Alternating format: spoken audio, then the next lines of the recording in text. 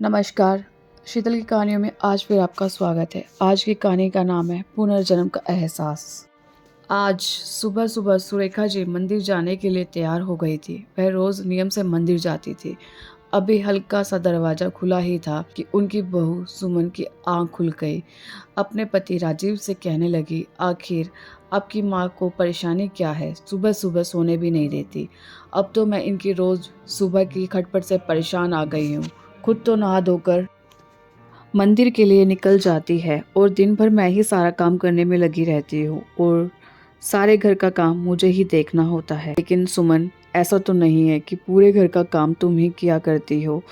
झाड़ू पोछा और बर्तन के लिए तो काम वाली रखी हुई है और मुझे मालूम है सब्जी साफ करना और काटने जैसे कुछ काम तो मेरी माँ भी करवाती है। लेकिन तुम हो कि सुबह सुबह चिल्लाना शुरू कर देती हो। अजी, झाड़ू पोछा और बर्तनों के अलावा बहुत सा काम होता है घर में।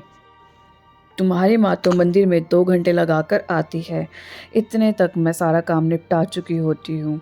मुझे तो एक बात समझ नहीं आती, जब इनका घर में दिल लगता ही नहीं है तो तुम इन्हें किसी वृद्ध आश्रम में क्यों नहीं छोड़ाते? वहाँ इन्हें इनकी उम्र की सहेलियाँ भी मिल जाएंगी। सुमन, मैं तुमसे कितनी बार कह चुका हूँ, मेरी माँ के बारे में ऐसी बातें मत किया करो। इनकी उम्र हो गई है और थोड़ी देर अगर मंदिर चली जाती है तो ये बहुत अच्छी बात है। मुझे तो समझ नहीं आता मैं तुमसे बात करके सर खपाई कर ही क्यों रहा हूँ। तुम्हारा तो ये रोज का काम है। अब थोड़ी देर शांति से मुझे सोने दो। करवट बदलते हुए राजीव बोला। सुरेखा जी अपने बेटे और बहू की सारी बातें सुन चुकी थी, लेकिन वह जानती थी कि यह तो उनकी बहू का रोज का काम है। उसने घर का माहौल ही ऐसा बना रखा था कि वहाँ कोई शांति से नहीं रह सकता था। इसलिए थोड़ी देर शांति में रहने के लिए सुरेखा जी मंदिर चली जाया करती थी। बरसों पहले उनके पति की मृत्यु हो चुकी थी। इकलौते बेटे राजीव के अलावा उनका कोई न था। राजीव उन्हें शादी के 10 साल बाद मन्नतें मांग मांग कर मिला था। यदि वे उसके साथ न रहती तो फिर कहाँ जाती? राजीव भी अपनी माँ का पूरा ख्याल रखता था। राजीव और सुमन का एक छोटा बेटा है सोनू, जिसे अपनी दादी माँ का साथ बहुत सुहाता है। लेकिन राजीव की पत्नी सुमन को अपनी सासू माँ फूटी आंख नहीं सुहाती। जब भी सुरेखा जी अपने पोते के साथ हंसती बतियाती तो बहू की घूरती नजरें उनकी हंसी को वहीं दबा देती और वो सहम कर रह जाती।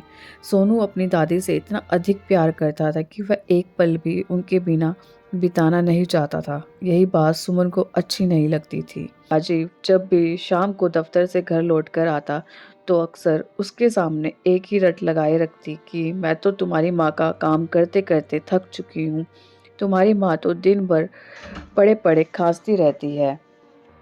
अब मुझे इनसे छुटकारा चाहिए। सुरेखा जी की हमेशा यही कोशिश रहती कि उनकी बहू पर काम का बोझ कम से कम रहे। तबीयत ठीक रही तो बहू के साथ उनके काम में हाथ बटा दिया करती थी।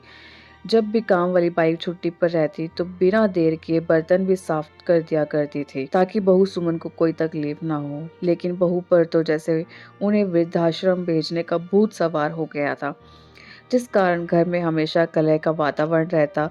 परंतु राजीव को यह बात मानने को बिल्कुल तैयार नहीं था। यही बात हमेशा उनके लड़ाई झगड़े का कारण बनती थी। इसी प्रकार ही काफी समय व्यतीत होता रहा। आज सुमन के कुछ रिश्तेदार उनके घर आए हुए थे तो सुरेखा जी को उसी समय खांसी छिड़ गई। वे काफी देर तक जोर जोर से खांसती रही। उस समय तो सुमन ने कुछ नहीं कहा, लेकिन रात को जब राजीव घर लौटा तो सुमन ने फिर से हंगामा शुरू कर दिया और जिद ठान ली कि अब वह माजी को वृद्धाश्रम भेजकर ही दम लेगी। रात को जब लोग सो रहे थे तो राजीव पानी पीने के लिए अपने कमरे से बाहर आया। देखा तो माँ के कमरे की बत्ती जल रही थी। राजीव ने अंदर जाकर देखा तो उसकी माँ पिताजी की तस्वीर हाथ में लिए बैठी हुई थी। आंखों में नमी थी और किसी गहन सोच में गुम थी। राजीव अपनी माँ के पास जाकर उनकी गोद में सर रखकर लेट गया। क्या हुआ माँ, कोई परेशानी है? बेटा, मैं सोच रही थी कि केवल मेरी वजह से तुम दोनों में रोज कलेश होता है। घर का वातावरण बोझिल हो चुका है। बेटा, मैं तो अपनी जिंदगी जीत चुकी हूँ। अब केवल मेरी एक ही इच्छा है कि तुम सब हंसी खुशी से रहो। इस तरह रोज झगड़ना अच्छी बात नहीं है। इसलिए मैं चाहती हूँ कि तुम मुझे ऋषिकेश के वृद्ध आश्रम में छोड़ आओ। अपनी माँ की यह बात सुनकर राजीव की आंखों में आंसू आ गए और रुआसे स्वर में बोला, लेकिन माँ, मैं जीते जी आपको अपने से अलग कैसे कर सकता हूँ? मुझे तो आप मेरी जान से भी ज़्यादा प्यारे हो। आज मैं जो कुछ भी हूँ केवल आपके परिश्रम का ही फल है। मैं आपके कर्ज से कभी मुक्त नहीं हो सकता। लेकिन बेटा, इस घर का कलह भरा वातावरण मुझे भी रास नहीं आ रहा और मैं हमेशा के लिए थोड़ी ही जा रही हूँ। मैं केवल कुछ समय के लिए वहाँ जाना चाहती हूँ। जब इस घर का वातावरण शांत हो जाएगा तो तुम मुझे वापस ले आना। मेरी हवा पानी बदल जाएगी तो मुझे भी अच्छा लगेगा। और आजकल तो वृद्ध आश्रमों में भी अच्छी सुविधाएं दी जाती है। मुझे भी वहाँ अपनी उम्र के लोग मिल जाएंगे तो मेरा भी दिल लगा रहेगा। फिर ऋषिकेश ज़्यादा दूर भी नहीं है। तुम लोगों को जब भी मेरी याद आए तो मुझसे मिलने आ जाना। राजीव अपनी माँ की बात सुनते हुए लगातार उनके चेहरे की तरफ देख रहा था। उनके चेहरे पर मुस्कुराहट थी, लेकिन उनकी आंखों में छुपा आंसुओं का सैलाब राजीव साफ साफ देख पा रहा था। हालातों से मजबूर राजीव जाकर वापस अपने बिस्तर पर लेट गया। आंखों की नींद तो अब गायब हो चुकी थी। माँ के बारे में सोचते सोचते राजीव अतीत के पन्ने पलटने लगा। वह करीब 5 वर्ष का था जब उसके पिता का निधन हो गया था। उसकी माँ सुरेखा जी पर रिश्तेदारों ने दूसरी शादी करने का दबाव बनाया, लेकिन उन्होंने फैसला लिया कि वह दूसरा विवाह नहीं करेंगी और अपने बेटे राजीव का पालन पोषण करेंगी और अपने बेटे को माँ और पिता दोनों का प्यार देगी। पढ़ी लिखी तो ज़्यादा नहीं थी, लेकिन खाना बहुत अच्छा बनाती थी, इसलिए घर पर रहकर ही टिफ़िन सर्विस शुरू की और ऐसा करते हुए वो राजीव का भी अच्छे से ख्याल रख पा रही थी। ना सुबह देखी ना शाम, और कड़ी मेहनत करते हुए अपने बेटे को पढ़ाया लिखाया, इस लायक बनाया कि वह आज एक सरकारी बैंक में मैनेजर के पद पर आसीन है। राजीव ने अपनी माँ का संघर्षमय जीवन देखा था, इसलिए वह चाहता था कि उसकी पत्नी नौकरी न करके घर संभाले और उसकी माँ की सेवा करे। परंतु राजीव का यह मात्र प्रेम सुमन को कतई पसंद नहीं था, और जिस बात ने सुमन को और अधिक चिड़चिड़ा बना दिया वो ये थी कि उसका बेटा सोनू भी अपनी माँ से ज़्यादा अपनी दादी से ही प्यार करता था। इस सब का परिणाम यह हुआ कि सुमन आए दिन अपनी सासू माँ पर कटाक्ष करने लगी थी और अपने तीर जैसे शब्दों से घायल करने लगी। लेकिन सुरेखा जी सहनशीलता की मूर्ति थी, परंतु अपने बहू के मुख से कटाक्ष सुनते सुनते सुरेखा जी का अंतर्मन धीरे धीरे जवाब देने लगा था। धीरे धीरे वह अस्वस्थ रहने लगी। अक्सर खांसी करते हुए उन्हें उल्टी हो जाती थी। अब तो बहू उन्हें घिन भरी नजरों से देखने लगी थी और ठान चुकी थी कि अपनी सासू माँ को वृद्ध आश्रम भेज कर ही दम लेगी, जिसका नतीजा यह हुआ कि सुरेखा जी हार कर खुद भी वृद्ध आश्रम जाने को तैयार हो गई। राजीव भी यह बात समझ गया था कि उसकी माँ को इस घर में घुट घुट कर जीना पड़ रहा है, जिस कारण उनका स्वास्थ्य गिरता जा रहा है। परिस्थितियों से परास्त होकर राजीव अपनी माँ को वृद्धाश्रम छोड़ने के लिए तैयार हो गया, लेकिन सोनू अपनी दादी की वृद्धाश्रम जाने की बात सुनते ही तुरंत अपनी दादी से लिपट गया। मैं दादी को कहीं नहीं जाने दूंगा, दादी मेरे साथ रहेंगी, चिल्लाते हुए वह जोर जोर से रोने लगा। उसे रोता देख राजीव भी अपना दिल हारने लगा, परंतु फिर उसने अपने बेटे को समझाया, बेटा, दादी को कुछ समय के लिए आराम की जरूरत है। जब कुछ समय के बाद उनकी तबीयत ठीक हो जाएगी तो हम उन्हें वहां से ले आएंगे। आखिरकार दिल पर पत्थर रखकर राजीव अपनी माँ को वृद्धाश्रम छोड़ आया। सुरेखा जी के घर से जाने के बाद राजीव और सोनू बहुत ही उदास हो गए, परंतु सुमन की खुशी का ठिकाना नहीं था। सोनू हर रोज स्कूल से आने के बाद गुमसुम सा अपनी दादी के कमरे में बैठा रहता। सुमन उसे बहुत मनाती कि वह उसके पास आकर बैठे, परंतु वह वहीं अकेले बैठना ही पसंद करता था। उस दिन के बाद से राजीव भी अपनी नौकरी में और अधिक व्यस्त हो गया और 1 महीना कब बीत गया पता ही नहीं चला। बहुत बार राजीव सोचता कि जाकर अपनी माँ को वापस लेकर आए, लेकिन फिर किसी न किसी काम में व्यस्त हो जाता। ऐसा करते करते 3 महीने व्यतीत हो गए और एक दिन वृद्धाश्रम से राजीव के पास फोन आया। क्या आप मिस्टर राजीव बोल रहे हैं? जी हाँ, मैं राजीव बात कर रहा हूँ। मिस्टर राजीव, आपकी माताजी श्रीमती सुरेखा का बीती रात दिल का दौरा पड़ने से देहांत हो चुका है। आप तुरंत आश्रम पहुंच जाइए। यह बात सुनते ही राजीव सन्न रह गया। हाथ से मोबाइल छूट कर नीचे गिरा और राजीव अपना सिर पकड़कर धड़ाम से जमीन पर बैठ गया। रोते हुए बोलने लगा, कितना क्रूर था मैं, जो अपनी माँ को ही वृद्धाश्रम छोड़कर आ गया, और उन्हें वापस लेकर आना तो दूर, मैं तो उनसे मिलने तक का समय न निकाल पाया। मैं उस माँ को कैसे भूल गया जिसने अपना संपूर्ण जीवन मुझ पर कुर्बान कर दिया, जिसकी गोद में सिर रखते ही मैं सारी दुनिया की परेशानियों को भूल जाता था। साक्षात ईश्वर का रूप थी मेरी माँ, और ऐसी पूजनीय माँ के जीवन के अंतिम पड़ाव में उनके साथ भी नहीं था। मैं ऐसा अनर्थ कैसे कर बैठा। राजीव की आंखों से निरंतर अश्रुधारा प्रवाहित हो रही थी। उसी समय सुमन भी बाजार से वापस लौट आई। देखा तो राजीव निढाल सा जमीन पर पड़ा लगातार आंसू बहा रहा था। सुमन उसे देखकर घबरा गई और उनसे पूछने लगी, क्या हो गया, आप रो क्यों रहे हैं। सुमन को देखते ही राजीव जोर जोर से चिल्लाने लगा, सब तुम्हारा किया धरा है, यह केवल तुम्हारे कारण हुआ है। लेकिन मैंने किया क्या, कुछ बताइए तो, क्या हुआ। सुमन बोली तो राजीव भरे गले से बोला, तुम मेरी माँ से छुटकारा चाहती थी ना, माँ ने हमेशा के लिए तुम्हें छुटकारा दे दिया है। माँ ये दुनिया छोड़कर हमेशा हमेशा के लिए चली गई है। यह सुनते ही सुमन को झटका लगा, और जैसे ही ये बात सोनू के कानों में पड़ी तो वो भी जोर जोर से रोने लगा। सुमन राजीव से माफी मांगते हुए उसे सांत्वना देने लगी, हमें जल्दी ही ऋषिकेश के लिए निकलना होगा, लेकिन बाहर तेज बरसात है, जैसे बारिश कम होगी हम चल पड़ेंगे। लेकिन बारिश हर बीते पल के साथ तेज होती जा रही थी। राजीव ने समय व्यर्थ न गवाते हुए ड्राइवर को फ़ोन किया और उसे कहा कि उन्हें जल्दी से जल्दी ऋषिकेश पहुंचना है। लेकिन ड्राइवर ने कहा कि ऋषिकेश के पूरे रास्ते में तेज मूसलाधार वर्षा हो रही है। पानी भर जाने के कारण दूसरा मार्ग पूरा रुका हुआ है। बाढ़ जैसी स्थिति बनी हुई है। ऐसे में घर से बाहर निकलने का मतलब है किसी मुसीबत को बुलावा देना। हमें कुछ देर के लिए बारिश कम होने का इंतज़ार करना पड़ेगा। उधर वृद्ध आश्रम से राजीव के पास दोबारा फ़ोन आया कि यदि वे लोग सुबह तक नहीं पहुंचते हैं तो आश्रम के अधिकारी ही स्वयं सुरेखा जी का अंत्येष्टि संस्कार कर देंगे। लेकिन बारिश कम होने का नाम नहीं ले रही थी। दुखी मन से राजीव बैठा हुआ यही सोचता रहा कि कब बारिश कम हो और कब वह वहां से चले। आत्मग्लानि से भरा वह केवल उसी समय को कोसता जा रहा था जब वह अपनी माँ को वृद्ध आश्रम में छोड़ आया था। सारी रात बीत गई और सुबह हो चुकी थी, लेकिन अभी तक मूसलाधार बारिश नहीं रुकी थी।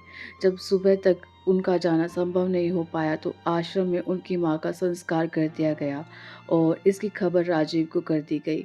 2 दिन के बाद राजीव अपने परिवार के साथ आश्रम पहुंचा और अपनी माँ की अस्थियां गंगा में प्रवाहित करते रोते कलपते खाली हाथ वापस आ गया।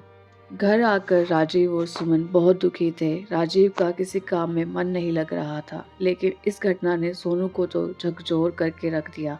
उसका बचपन जैसे कहीं गुमसा हो गया हो। उसकी माँ जो सब्जी बना कर देती वह खा लेता, जहाँ बैठने को कहती वहाँ बैठ जाता। वह गुमसुम सारे काम करते जा रहा था, लेकिन पढ़ने में को उसका दिल नहीं करता था। जब भी पढ़ाई करने बैठता तो उसे दादी की याद और ज्यादा सताने लगती। किताब उठाकर बैठा रहता, परंतु एक अक्षर भी नहीं पढ़ पाता। एक दिन सोनू जब स्कूल से घर वापस आया तो आकर बिस्तर पर निढाल सा होकर गिर गया। सुमन ने उसे हाथ लगाकर देखा तो उसका शरीर तप रहा था। थर्मामीटर लगाकर चेक किया तो सुमन हैरान रह गई जब पता चला कि बुखार 104 डिग्री था। सुमन घबरा गई और तुरंत राजीव को फ़ोन किया। वे जल्दी से उसे डॉक्टर के पास लेकर गए। डॉक्टर ने दवाई तो दे दी, परंतु बुखार तो उतरने का नाम ही नहीं ले रहा था। हमेशा 103-104 डिग्री के करीब रहता। रह रहकर सोनू नींद में भी दादी माँ को पुकारता रहता। करीब 1 सप्ताह तक जब दवाइयों ने असर नहीं किया तो वो दोनों सोनू को मनोचिकित्सक के पास लेकर गए। सोनू हमेशा बड़बड़ाता रहता, दादी आप मेरे पास वापस आ जाओ, हम एक साथ बैठकर टीवी देखेंगे, आप मेरे पास रहोगी, कहीं नहीं जाओगी। उसकी मानसिक स्थिति को देखकर डॉक्टर ने कहा, बच्चे के दिमाग पर बहुत बुरा असर पड़ा है। एक बात बताइए, क्या अब इसकी दादी जिसके साथ नहीं रहती। राजीव ने दादी जी के ऋषिकेश छोड़ने से लेकर अब तक की सारी कहानी डॉक्टर के सामने बताई और बताया कि जब से सोनू को यह पता चला है कि उसकी दादी हमेशा हमेशा के लिए चली गई है और अब उसे कभी मिलने नहीं आ पाएगी, तब से उसकी हालत बिगड़ते जा रही है और दवाइयाँ लेने के बावजूद किसी भी प्रकार से उसकी हालत में कोई सुधार नहीं आ रहा। उनकी बात सुनकर डॉक्टर ने उन्हें कहा, देखिए मैं जानता हूँ आपके लिए थोड़ा मुश्किल होगा, लेकिन इस समस्या से निपटने का केवल एक यही हल है। आपको किसी बूढ़ी महिला को सोनू की दादी बनाकर लाना होगा और उन्हें अपने घर में रखना होगा जब तक सोनू पूरी तरह ठीक नहीं हो जाता। डॉक्टर साहब द्वारा बताई गई योजना सुनकर राजीव और सुमन हैरानी से एक दूसरे को देखने लगे। उन दोनों को ये बातें कुछ अटपटी सी लगी, लेकिन वे अपने बच्चे के जीवन के लिए कुछ भी करने को तैयार थे। काफ़ी कोशिशों के बाद भी कोई बूढ़ी महिला नहीं मिली जो सोनू की दादी बन सके। फिर सुमन ने राजीव से कहा, क्यों न किसी वृद्धाश्रम से दादी जी का इंतजाम किया जाए। विधि का विधान तो देखिए, जो सुमन सोनू की सगी दादी को बोझ समझकर वृद्धाश्रम में छोड़ कर आई थी, आज वही सुमन अपने बेटे के जीवन के खातिर किसी अन्य महिला को वृद्ध आश्रम से लाने को तैयार हो गई।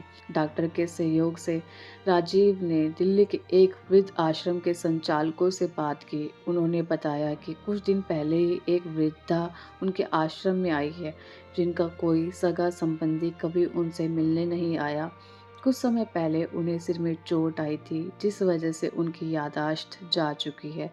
वह अकेली है। अगर आप इन्हें घर में रखेंगे तो आपको किसी किस्म की कोई तकलीफ या कोई असुविधा नहीं होगी।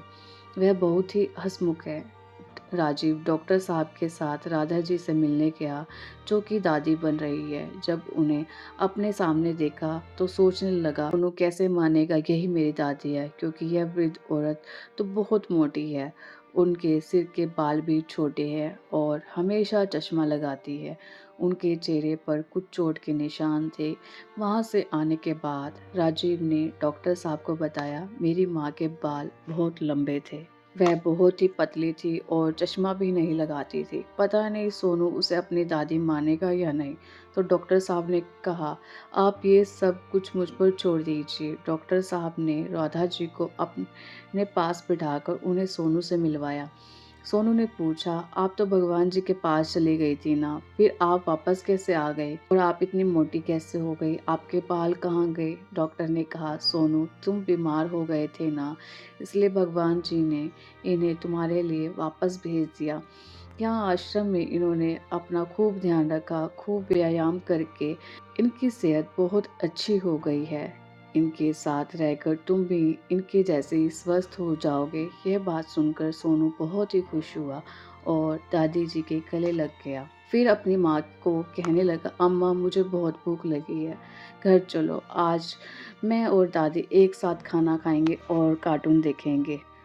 उसकी बात सुनकर सुमन मन ही मन बहुत संतुष्ट हुई। आज बहुत दिनों बाद सोनू के चेहरे पर मुस्कान आई थी, लेकिन उसकी अंतर आत्मा उसे धिक्कार रही थी कि काश वह अपनी सास के साथ दुर्व्यवहार नहीं करती तो उसे यह आज दिन ना देखना पड़ता। राधा जी बहुत जल्दी ही उसे घर में रच बस गई और सोनू भी उनके साथ बहुत जल्दी घुल मिल गया। कुछ पहले जैसे होने लगा था, लेकिन सुमन अब पहले जैसी नहीं रही थी। वह ना तो दादी जी को कोई कड़वी बात कहती और ना ही उन्हें बोझ समझती, बल्कि उनका पूरा ध्यान रखती। लेकिन सोनू को अपनी दादी जी में एक परिवर्तन नजर आया। वह सोचने लगा कि उसकी दादी तो उसे हिंदी विषय पढ़ाया करती थी, लेकिन अब वह क्यों नहीं पढ़ाती? क्या अब वह सब कुछ भूल गई है? राजीव ने उसे समझाया कि अब दादी जी पहले से ज़्यादा बूढ़ी हो गई है और इस उम्र में याददाश्त कमज़ोर हो जाती है, इसलिए तुम्हें पढ़ा नहीं पाती है। फिर सोनू कहने लगा, कोई बात नहीं पापा, फिर भी मैं बहुत खुश हूँ। अब मम्मी जी भी दादी जी को डांटती नहीं है। राजीव के मन में एक बहुत बड़ी कसक थी कि काश ऐसा वातावरण मेरी माँ के समय में भी होता, काश उन्हें भी ऐसी सुकून भरी ज़िंदगी नसीब हुई होती। उसे रह रहकर अपनी माँ की याद का छोड़ती रहती और बार बार उसका मन गलाने से भर उठता था। कभी कभी तो अकेले में दुख से कातर हो उसकी आंखों में आंसू उमड़ जाते थे।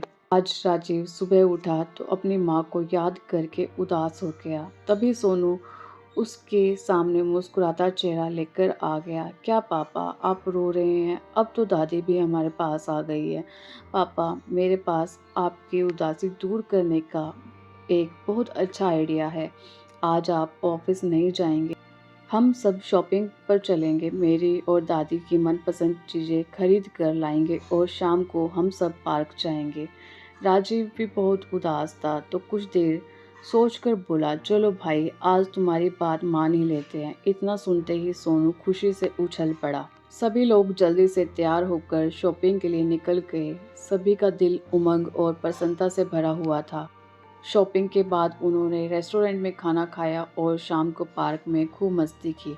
जब घर लौटने का समय हुआ तो सभी लोग गाड़ी में बैठने लगे। राजीव और सुमन गाड़ी में बैठ चुके थे और दादी जी जैसे ही गाड़ी का दरवाज़ा खोलने लगी तो सोनू ने देखा कि सड़क के दूसरी ओर आइसक्रीम पार्लर था। उसने अपनी दादी से कहा, दादी, आइसक्रीम खानी है, चलो ना। ऐसा कहते हुए उनका हाथ पकड़कर तेजी से दौड़ने लगा। दादी ने देखा सामने से तेज गति की कार बेकाबू होकर आ रही थी और सोनू को बचाने के इरादे से उन्होंने उसका हाथ तेजी से पीछे की ओर खींचा।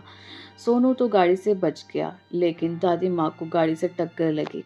वह कुछ ही दूरी पर जाकर गिरी और उनके सिर से खून की धारा बह निकली। सुमन और राजीव एकदम घबरा गए। क्षण भर की भी देरी न करते हुए वे उन्हें लेकर पास के अस्पताल में पहुंचे। उन्होंने वृद्ध आश्रम के संचालक को भी शीघ्र अस्पताल आने को कहा। डॉक्टर ने तुरंत उनका इलाज शुरू कर दिया और बताया कि उन्हें सिर पर ज़्यादा चोट आई है, जबकि शरीर पर ज़्यादा चोटें नहीं हैं। कुछ समय बाद वृद्ध आश्रम के संचालक भी पहुंच गए। राजीव ने देखा कि दादी जी के होंठ कांपने लगे थे और वो राजू राजू बोलने लगी। राजीव को यह शब्द सुनकर अपने कानों पर विश्वास नहीं हुआ, क्योंकि यह उसके बचपन का नाम है और इस नाम से केवल उसकी माँ ही पुकारा करती थी।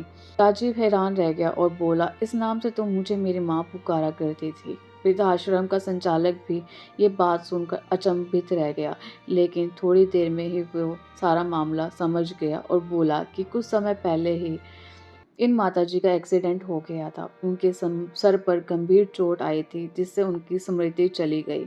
मुझे लगता है कि वापस उसी जगह चोट लगने के कारण उनकी स्मृति वापस लौट आई है। थोड़ी ही देर में दादी जी को होश आ गया। जैसे ही उन्होंने आंखें खोली तो देखते ही सभी को पहचान लिया और राजीव को देखते ही उनकी आंखों में आंसू आ गए। राजीव तुरंत अपनी माँ से लिपट गया और रोते हुए बोला, माँ, अब हम कभी नहीं बिछड़ेंगे। मृत्यु भी हमारे प्यार के समक्ष हार गई, क्योंकि जिस इंसान का दाह संस्कार हो चुका था वह इंसान साक्षात जीवित सामने हो तो इससे बड़ा आश्चर्य इस संसार में क्या होगा। अपने बेटे सोनू को देखकर राजीव बोला, बेटा, तुम्हारी दादी अब बिल्कुल ठीक है। सोनू यह सुनकर खुशी के मारे उछल पड़ा और बोला, सॉरी दादी, मेरी वजह से आपको इतनी सारी चोटें लग गई। मैं आगे से ऐसा कभी नहीं करूँगा। इतना कहकर सोनू अपनी दादी से लिपट गया। सुमन भी रोते रोते सासू माँ से अपने व्यवहार के लिए क्षमा याचना करने लगी। इसी करुण दृश्य को देखकर वहाँ उपस्थित सभी लोगों का मन भर आया। सभी लोग राजीव और उसके परिवार को बधाई दे रहे थे। पूरे परिवार की खुशी का ठिकाना नहीं था। लेकिन हैरानी की बात तो यह थी कि आश्रम वालों से इतनी बड़ी गलती हुई कैसे। यह जानने के लिए राजीव ने ऋषिकेश के आश्रम में फ़ोन किया और पूरी घटना बताई। गलती कहाँ पर हुई है इसकी जानकारी मांगी तो संचालक ने जांच पड़ताल के लिए एक दिन का समय मांगा और अगले दिन वृद्ध आश्रम के संचालक ने आकर जो कुछ बताया वह आश्चर्यजनक था। दरअसल आश्रम में सुरेखा नाम की दो महिलाएं थी। मृत्यु सुरेखा अरोड़ा की हुई थी। इत्तेफाक की बात थी, जिस दिन सुरेखा अरोड़ा की मृत्यु हुई उसी दिन ही आपकी माँ जी यानी कि सुरेखा शर्मा जी का पैर फिसल जाने के कारण सिर पर चोट लगी थी। क्योंकि चोट गहरी थी इसलिए इलाज के लिए उन्हें दिल्ली के अस्पताल में भेजा गया और इलाज के बाद उन्हें वहाँ के ही वृद्ध आश्रम में ठहराया गया। सुरेखा अरोड़ा जी का कोई भी सगा संबंधी नहीं था और आश्रम के प्रमुख देख रेख करने वाले मिश्रा जी का तबादला हो चुका था।